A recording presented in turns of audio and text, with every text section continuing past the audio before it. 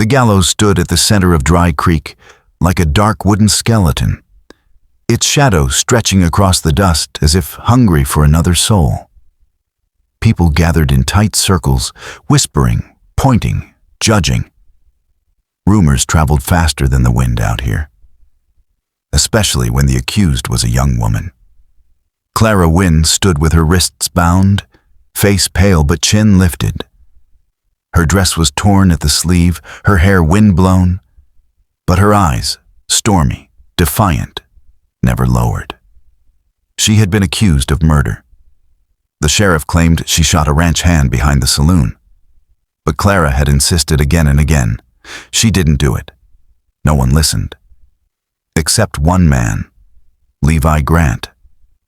The widowed cowboy stood near the edge of the crowd, hat low, jaw tight. He rarely spoke anymore since losing his wife 2 winters ago. Pain made him quiet, made him distant.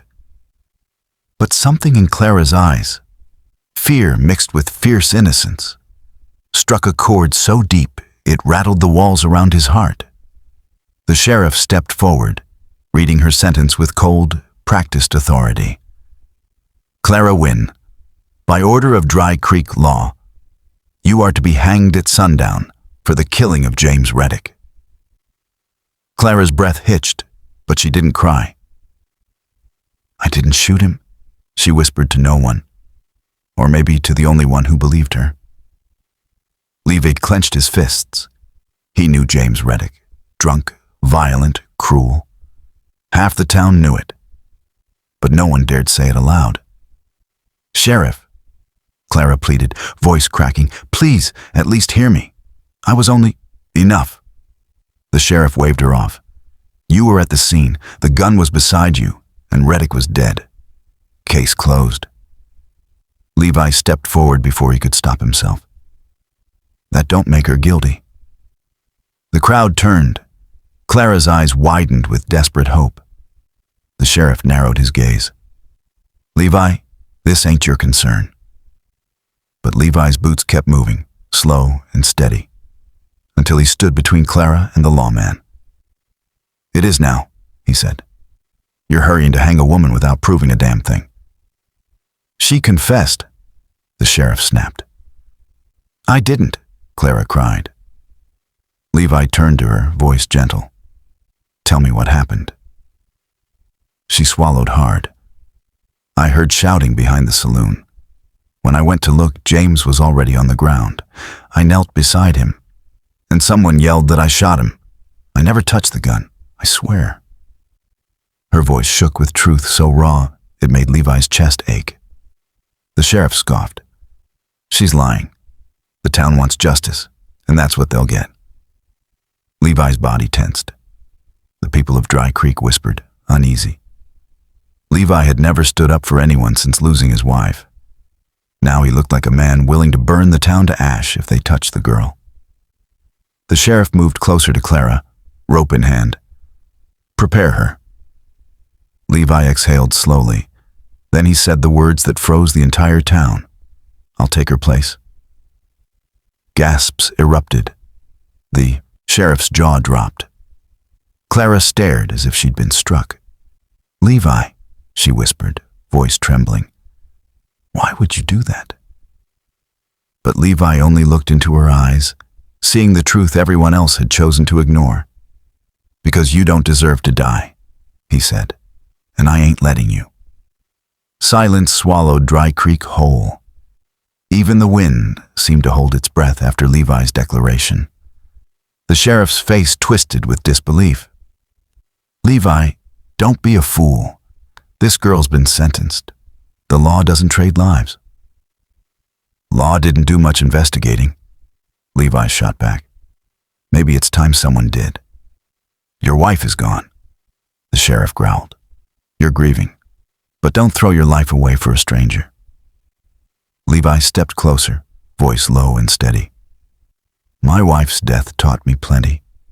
Like what it's like to lose someone innocent. I ain't letting it happen again. Clara's lips parted, trembling. She'd expected cruelty, judgment, maybe pity, but not a cowboy willing to die for her. Please, she whispered, tugging at her bindings. Don't do this. You don't even know me. He looked back at her with quiet intensity. I know enough. The sheriff rubbed his temples, frustrated. You can't just take her sentence. Then reopen the case, Levi demanded. Give her a fair chance. That's not how the law works, the sheriff barked. That's exactly how it should work, Levi replied. A murmur rippled through the crowd. A few townsfolk shifted uncomfortably. Others nodded. They'd seen Reddick drunk. They'd seen him violent. They just never had the guts to admit it.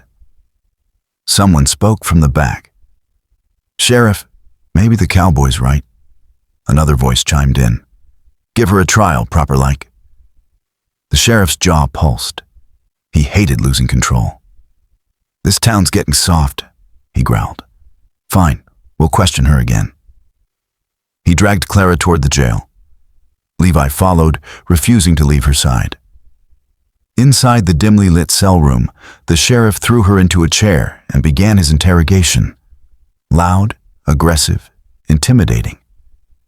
But Clara answered every question steadily, tears streaking her cheeks, but truth unwavering.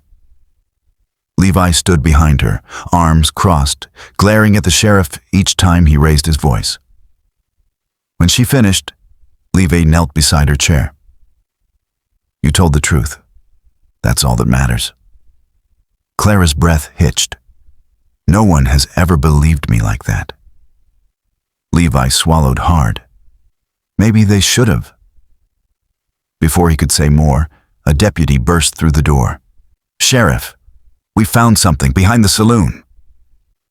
They rushed outside. There, half buried behind the saloon, was a second gun. Clean, polished, not Clara's. And beside it, a familiar boot print. The sheriff paled. That's Reddick's friend, Levi said. Tom Greeley. They were drinking together last night. Clara's eyes widened with horror. He shot him and blamed me. But before they could celebrate the discovery, a voice echoed from behind them. Too late, cowboy. Tom Greeley stood there, gun drawn, eyes wild. Clara gasped. Levi stepped in front of her instantly. You killed Reddick, Levi said calmly. Why? Greeley sneered. A gambling debt. He threatened to tell, and she... His gaze snapped to Clara. She showed up at the wrong time.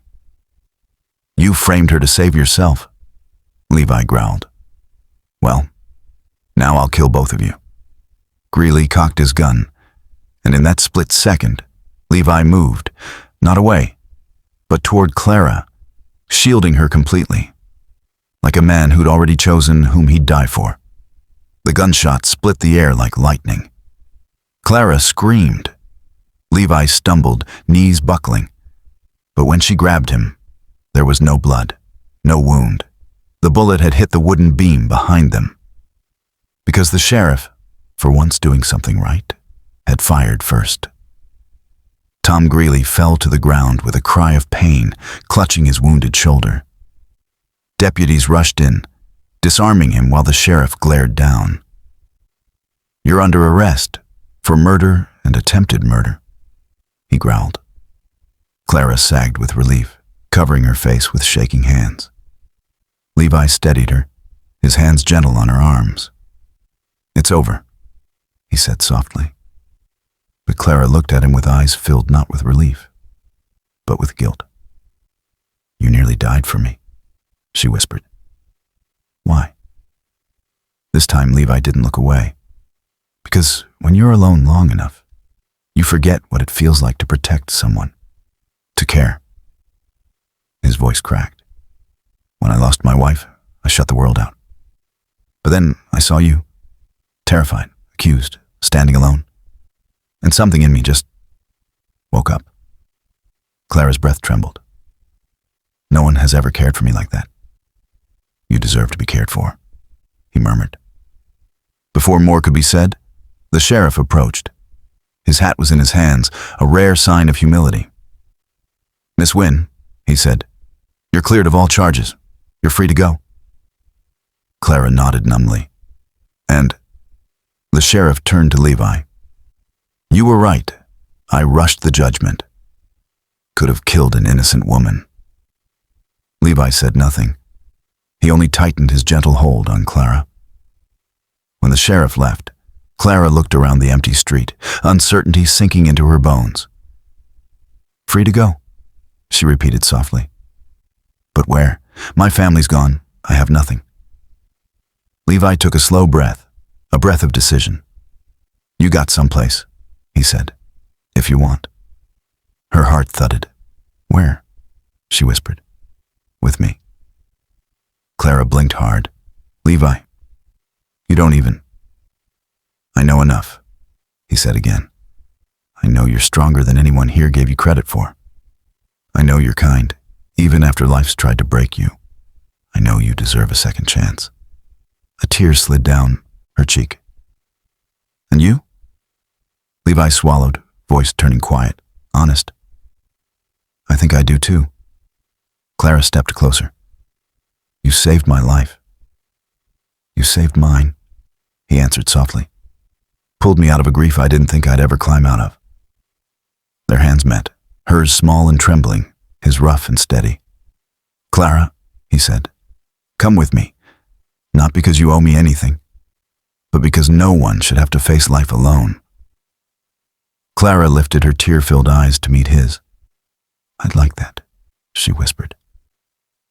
Levi exhaled, relief washing through him like warm sunlight after a long winter. He placed his hat gently onto her head. Then let's go home. And together, the widowed cowboy who stepped in front of the noose and the young woman who survived the gallows walked into a future that neither expected, but both desperately needed.